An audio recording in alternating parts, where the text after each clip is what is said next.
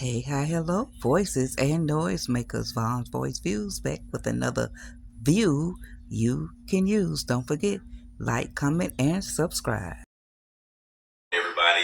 All right, we're catching up with the new crew at the new podcast, The Unmentionables.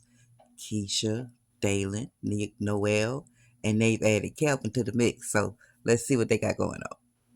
And welcome back to the Unmentionables podcast. I'm your host, Dalen Spratt.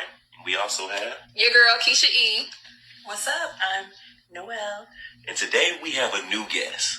My boy, my friend, Mr. Kelvin Hare. Nice to meet everybody. It's a pleasure to be here on the show. Let's get started.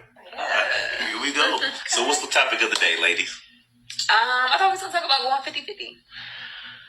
50-50. Fellas, this is a conversation that we've heard 1,000 times. So how do you feel about going 50-50 in a relationship? Let us know in the comment section. Kelvin, how you feel about it, brother? Okay, I'll start off. I think 50-50 is okay, depending on your situation, but I think any real man that wants to, take a woman seriously, he's going to go ahead and take care of her. Biblically speaking, that's just what the Bible says, and it's just kind of what I think makes a man feel like a man, and, vice versa makes a woman feel like a woman. Well, okay, but on the other end of that, if we're speaking biblically, people lived in like huts back then, bro. Like bills didn't cost that much. This is 2025. You know how much stuff costs these days? Yeah. No, definitely. But, huts weren't that easy to build back then either, It's not like you could just go buy the wood and things like that. You had to go actually and gather the wood, put the stuff together and, build your home. Kelvin, so it's work no matter what. That's the whole thing. It's just who's putting in the work. I hear you. What do you think? Personally, I just think that you should go 50-50. Because I feel like when a man takes care of everything, then he feels like he owns you, he controls you. And I'd rather pay my half so I can have my full freedom. That's fair. Controls you, though? Yeah. Yeah, I absolutely think that. Well, I think that biblically speaking, like Kelvin said, a man is supposed to protect and provide. So, 100%.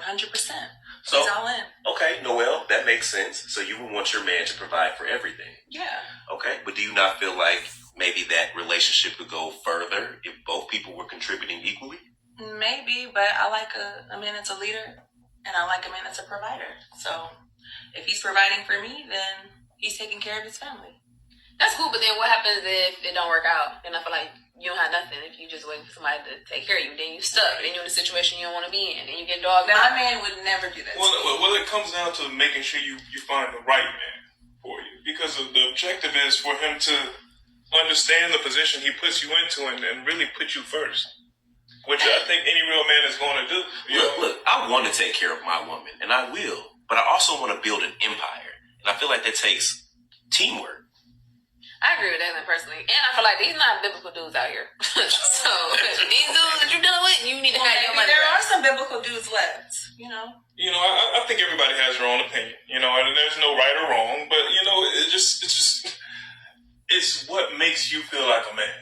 At the end of the day, taking care of your woman, I think, makes you feel better at the end of the day. It makes you okay with running the house. It makes you a leader. It makes you... I don't think I don't think he doesn't run his house just because he's not paying all the bills. Right. No, I'm not saying that. I know, but at the end of the day, anybody that's putting up just as much as you feel like they have just as much say as you towards the house. That's my point. So you want me to not have no say? It's not that you don't have any say. It's just that if we're going to get into a relationship with the dynamic of me leading, then I'm going to lead. Okay. We're going to take your... Kelvin, I feel you, man, but I think it might be time for a commercial break, guys. A commercial break? Yeah, this is what we do in the podcast. All right, voices. This is a good one, and this is I'm talking about the topic of the podcast, but let me go first of all with the dynamic of what's happening here. Dalen and Keisha gonna end up together. I'm telling y'all, it's an undeniable kind of unspoken thing they got that I do believe they're gonna end up together.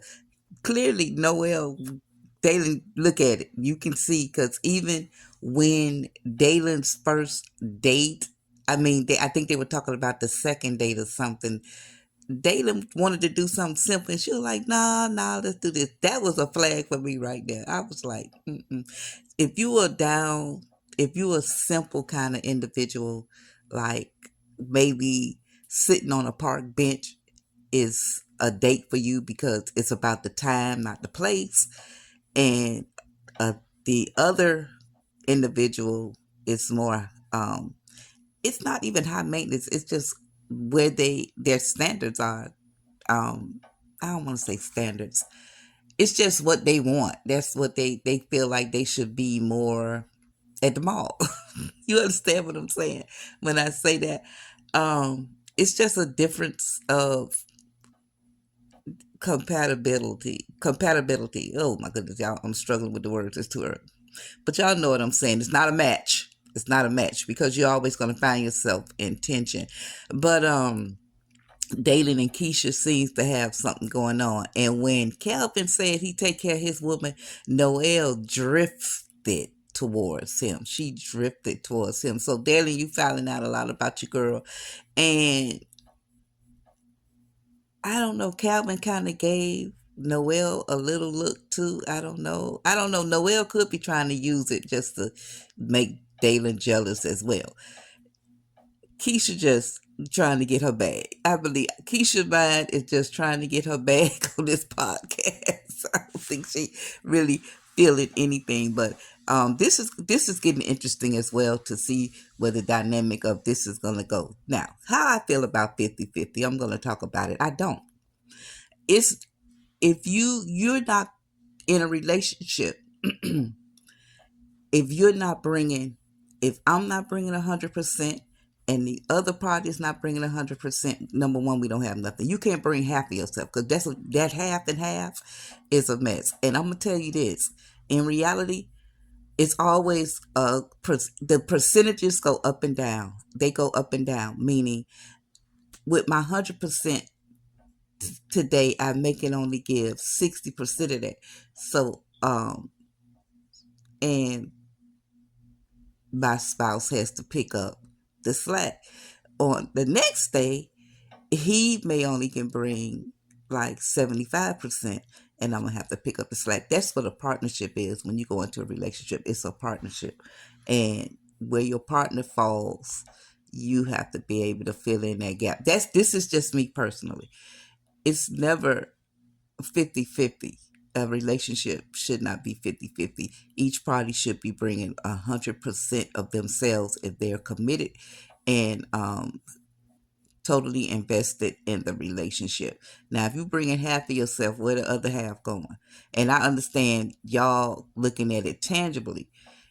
Oh, we talking about bills. We talking about it. That's why it needs to get beyond bills, because if that's the case, you really just got a roommate. And there you go. Okay, all right, voices. Let me know what y'all think about in the comments below. The 50-50 rule. What does it stand today? Is it really such a thing?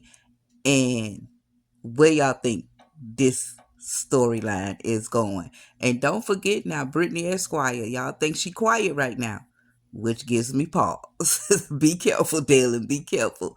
All right, voices, make some noise down below. Appreciate you. Thank you so much for your support.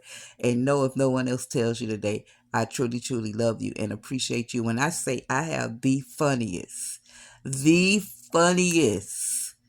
community when it comes to these storylines, I'm telling y'all, some of y'all need to be writers, y'all. Some of y'all need to start y'all own. I'm telling you, y'all have me rolling up, cracking up, rolling on the floor. Keep up the fantastic work. When I say I appreciate it, I be trying to read all of them, boy, and I can't. I really can't, because we are growing by leaps and bounds. Listen, we are right on the brink of getting at 2K voices. Y'all are growing, man. Y'all are growing, and I appreciate it. Remember, every third Saturday we go live. So if you're not a part of this community, do not forget to hit that subscribe button. You are missing out on some of the funniest supporters on YouTube. And read them comments. Read that noise we making in the comments, because we be coming with it. All right, voices. Appreciate you. Thank you for your support, and I'm out.